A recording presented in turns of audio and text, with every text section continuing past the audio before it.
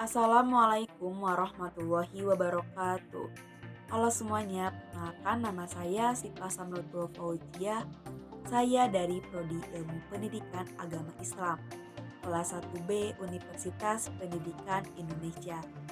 Di sini saya akan mereview buku yang telah saya baca dan video ini dibuat untuk memenuhi tugas BLS atau Basic Life Skill. Jadi buku yang telah saya baca berjudul Segalanya Satu. Kenapa saya membaca buku ini? Karena rekomendasi dari dosen saya yaitu Bapak Saiful Anwar. Dan setelah saya membaca judulnya, melihat covernya, mencari review singkat tentang buku ini, saya menjadi tertarik dan akhirnya saya memutuskan untuk membeli buku ini dan membacanya sampai habis. Nah, di sini saya akan menceritakan tentang apa yang telah saya baca kepada kalian.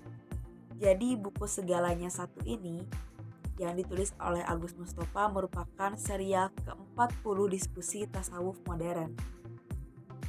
Editing Nailun Ni'am dan desain covernya yaitu Ainul Agustian. Buku ini juga diterbitkan oleh Padma Press. Buku ini berjumlah 271 halaman. Sekilas tentang penulis, Agus Mustafa adalah penulis yang sangat produktif.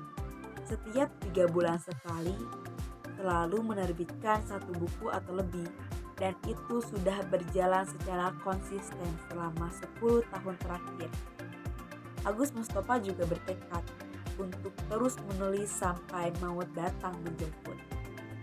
Buku ini menceritakan tentang keesaan Allah Subhanahu wa Ta'ala, di mana Allah itu satu dan satu-satunya. Tiada Tuhan selain Dia, dan tidak ada yang setara dengannya. Sifat satu dan satu-satunya itu ternyata diturunkan kepada makhluk di jagat raya ini. Tidak ada yang sama. Bahkan orang yang terlahir kembar sekalipun juga tidak kembar. Sidik jarinya pasti berbeda dan lain hal sebagainya. Jadi manusia dengan manusia kembar tidak sama. Pohon mangga dengan pohon mangga juga tidak sama. Kucing dengan kucing juga tidak sama. Sebutlah apapun di muka bumi ini, molekul-molekul air yang mempunyai rumusnya sama, H2O juga ternyata itu tidak sama. Kondisi dan spesifikasinya pasti tidak sama. Ada yang membuatnya berbeda. Jadi Allah menciptakan segala sesuatu itu unik. Tidak ada satupun benda yang serupa di jagat semesta ini. Juga tidak ada peristiwa yang sama sepanjang sejarah jagat raya. Pasti berbeda lokasi, waktu, serta kandungan dan energinya. Setiap benda dan peristiwa bersifat unik. Cuma satu dan satu-satunya. Planet bumi cuma satu. Bulan juga cuma satu. Matahari dan tata surya pun cuma satu. Kalaupun ada tata surya lain di kedalaman langit sana, pastilah berbeda dengan tata surya yang kita miliki. Dan yang menariknya ya teman-teman, yang menariknya itu segala macam perbedaan atau keberagaman ini ternyata berasal dari satu saja. Seperti keberagaman yang kita ketahui, yaitu keberagaman ras, suku, bahasa, warna kulit, dan lain hal sebagainya, itu berasal dari satu saja. Kenapa adanya keberagaman tersebut?